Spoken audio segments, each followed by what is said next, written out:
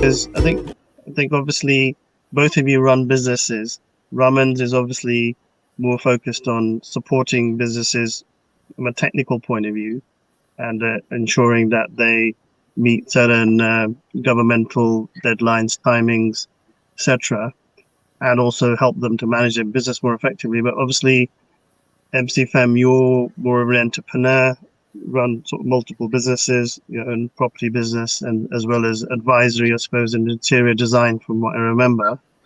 So, do you think an opportunity like this could work? And are you in agreement that do you think things are going to get dire, or do you have a different opinion? It'll be interesting to know. Yeah, I mean, I think we're still obviously we're still not out of the woods here. We still haven't seen the true picture of unemployment in the UK. I think the other thing is it's been nearly a year now, being a lot of support, financial support coming in from the government. I think a false sense of security has been happening as well for people. I can only see with what's been happening, and we're in for the next few years are going to be really tough, I believe. And there will be a rise in taxes and all sorts of things. And I suppose my biggest fear is just that the offices aren't going to go back. The inner city areas aren't going to be revived. The number of hospitality businesses and that. We just still haven't seen the true figure. So I really hope we don't feel like we've fallen off the side of a cliff, which, you know, the furlough, not the furlough, but the bounce back loans have got to start being paid back from June. How's that going to affect people? I think, yeah, we've had a massive property boom. Will some of those people who've remortgaged and maybe got more of a expensive house with a bigger garden, are they going to lose their jobs? So yeah, we've been in a huge boom in property, which is completely crazy when you think about it. And where is this going to end? That is my concern, really is. And also landlords in particular have had very little support from the government. The only support has been if you've got holiday let. So I'm actually selling some of my portfolio at the moment, to be honest. I'm leveraging a little bit, putting more of my finances into the financial markets, pivoting slightly, I would say, de-risking as much as possible. But then on the other end of the scale, people are smashing it, increasing their business tenfold or whatever. So nobody knows, do they? Let's be honest. None of us know what's going to happen. But I think what you're doing will absolutely be necessary.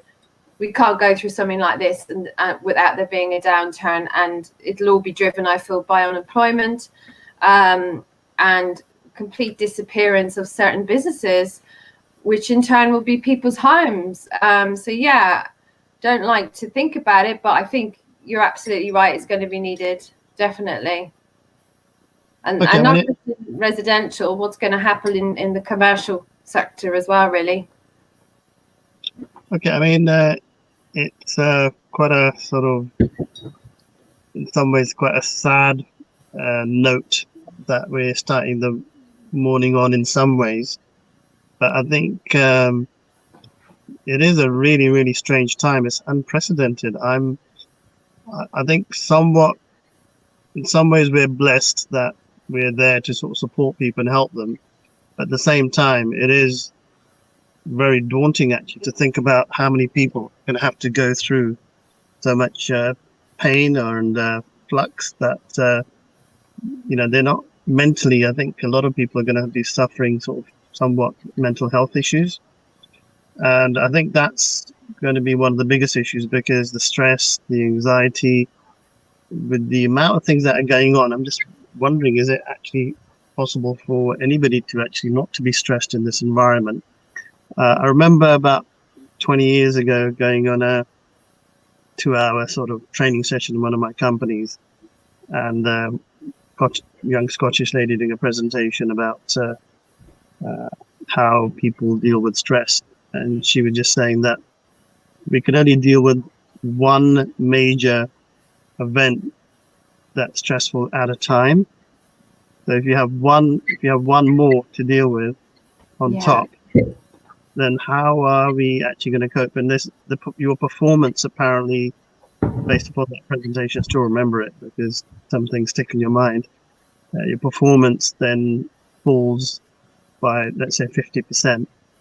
If you've got one stressful event, you're still at maybe 80, 90. But if you've got two going on, so if you've got, let's just say, you lost your job and you haven't got, both husband and wife, but haven't both got their incomes, because furlough's over. And then if you've got a portfolio and then tenants aren't paying because they've got their own issues, then how you're not going to be able to cope with those sort of things. And if you've got 2-3 young kids and you're going to pay the bills, then I'm just wondering how and who is going to be able to get those people out of that problem. And if their portfolio is geared at, say, even 75%, and the market tightens, you're not going to be able to get hardly anything out of those properties if they're 75% geared, especially if everybody starts selling at the same time. So there's a lot of dynamics in place that are going to be tough. But I think it's really good to hear what MC Fem is doing, obviously being a sort of person who's vested into the property market and also being a businesswoman, that you're thinking ahead and actually selling now. That is actually quite a sort of breath of fresh air that you're thinking ahead, because a lot of people are going to be willing things to happen in a nice way for them, but it may not happen in that way. What's your thoughts, Raman? What's your thoughts about what's going on? Firstly, I think what MC Fem, what you're doing is great. It's so forward thinking. You're securing yourself. That's great. It's sort of like you said. I think we're bracing for impact, and that's a good thing that you're doing. But 75% gearing, that's pretty high. It's definitely going to need a support function there, because to be honest, a lot of people see a dead end, like there's no way. You can't pay your bills, you can't pay the debts, the furlough stops. And like you said, everyone sells at the same time. Again, supply is higher than demand, then there's not going to be the equilibrium there that you want, or the price that you want. So again, what you're doing, I think what we spoke about last week was that deed of settlement would probably help a lot of those people out if they were to get to that point. And if you couldn't restructure their portfolio, it's good to know that you have options all along the way, which is necessary. Just to fill you in, MC Fem, what's happened is I actually had a 100 property portfolio about 12, 13 years ago, but I actually lost everything in the last crash. So managed to get my shirt back. There we go. But I lost my shirt as well. I've lost my top as well in property crashes. It's okay. You lose your shirt, I lose my blouse. I get it. Okay, too much information. Okay, so basically, went through bankruptcy, went through a divorce, ended up pretty much with zero. And so what we did for about the last 14, 15 years, which is probably sounds a bit crazy, is that we've literally been developing solutions to solve problems in the market that was fairly buoyant. So probably going out to events and meetings where everybody's buying training courses or selling the rah-rah in property, then there's one person who's saying, okay, well, things may not be quite that good. Things could get worse. So haven't really been going out very much, because probably seen as a bit of a leper, sort of selling the negative stuff. So only been invited to talk about stopping repossession and more from an investment point of view.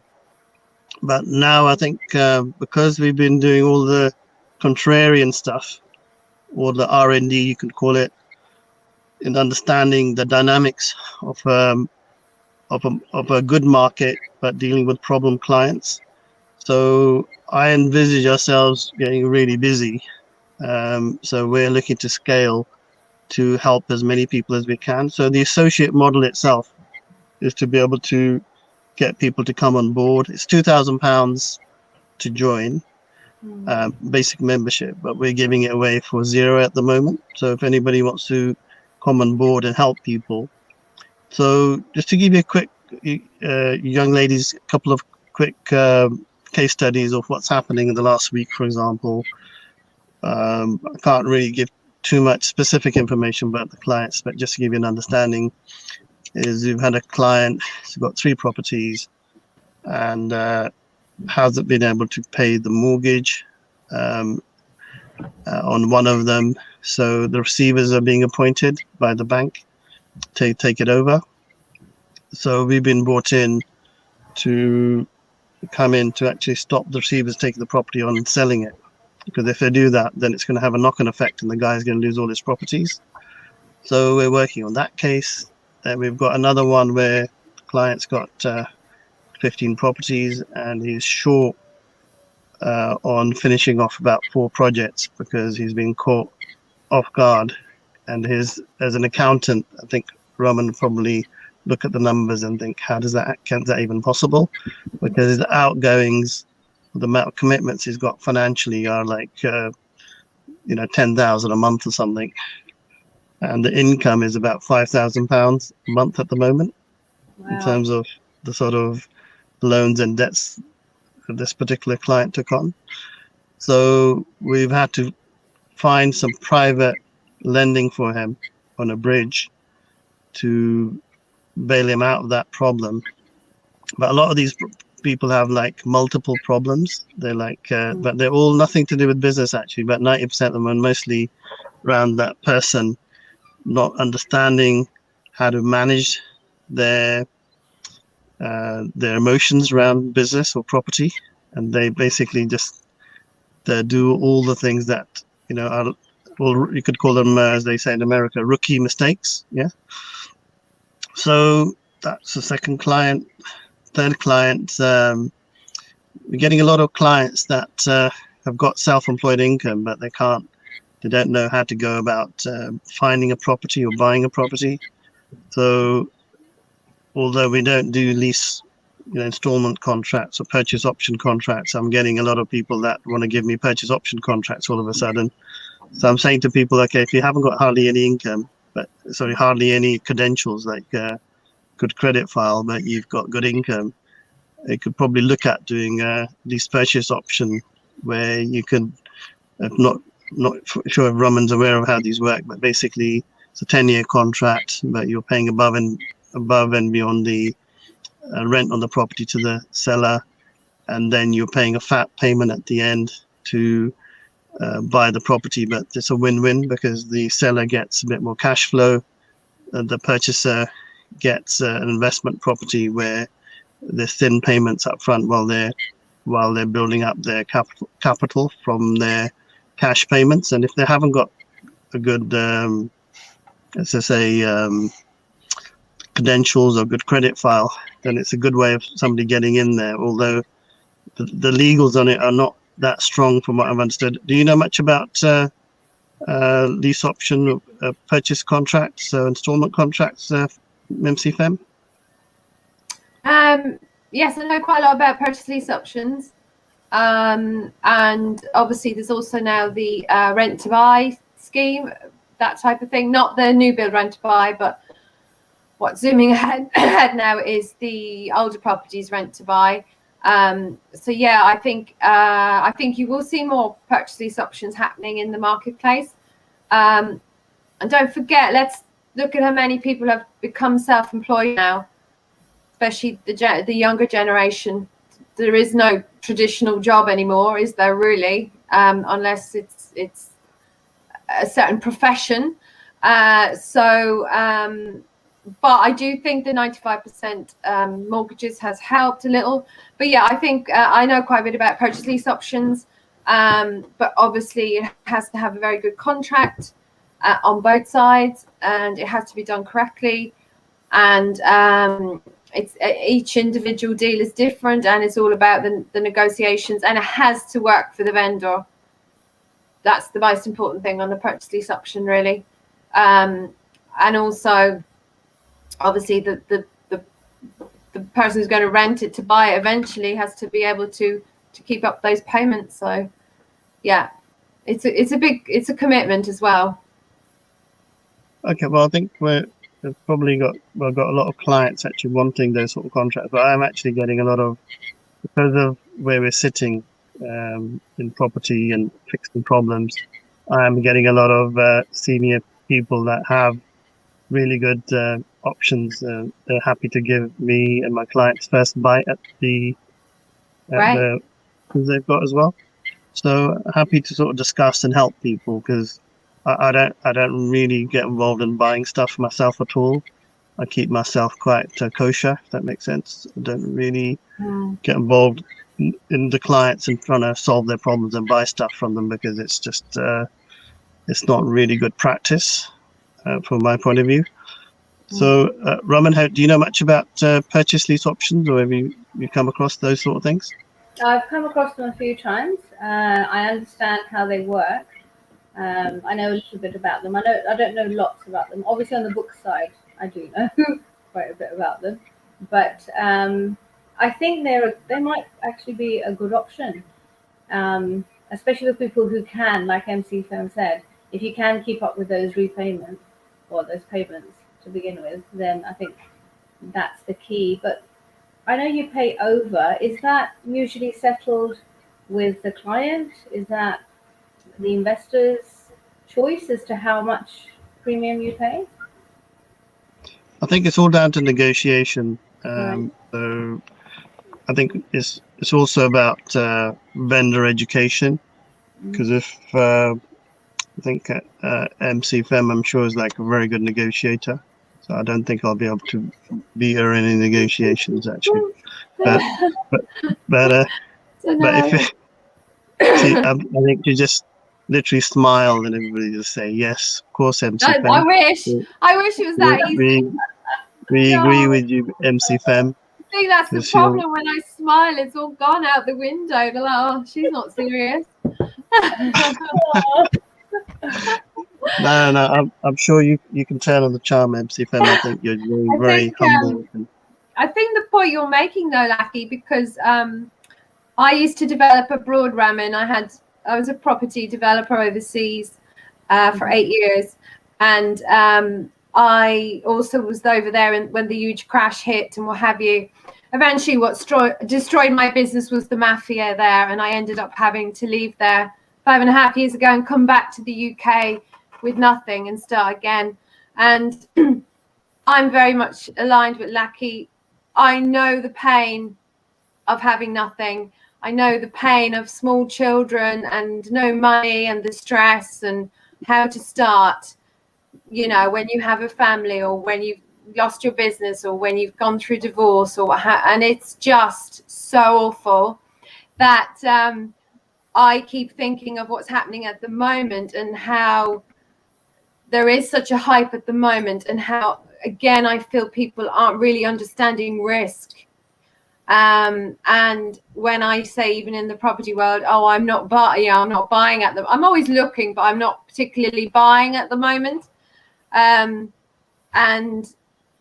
you know, I am concerned, really. I am very concerned about people's mental health, about people losing their businesses, especially people with long-term businesses in restaurants and pubs and cafes and, you know, all sorts of businesses, generations of businesses. And, you know, I am very concerned. And I think what Lakhi is doing is because you've gone through that pain, and we need people like you there to support people who are, unfortunately, it's like a horrible business to be in, but it's come out of your own experience. And so it's so needed. We will continue to go through crashes, to go through boom times. That is just life, isn't it? But still, I feel people are still risk adverse, you know, and still, I mean, so many people, even with good property portfolios, who have no cash. They have no cash flow. So don't always assume people who have a lot of property or appear to have a lot of property have a lot of money. That's another thing to say. So yeah, I'm very risk adverse. I'm very risk adverse for my investors because I've been through the pain of that, and it's not very nice. And I don't do it for anybody really. So I think what you're doing and what you're scaling is amazing. It's really good. I mean, it's a very good panel actually between the three of us, because we've got quite a diverse sort of knowledge and understanding, but we all seem to be very similar in understanding the fundamentals really of the numbers and the way business works. And my the feeling I get, because I've got quite a good sort of feminine intuition actually, quite funny enough, is that I only wish somehow we could meet people that are going through this and help them to raise their vibration, because I reckon 90%. I don't know whether you guys agree, because it's a little bit of a left field conversation now.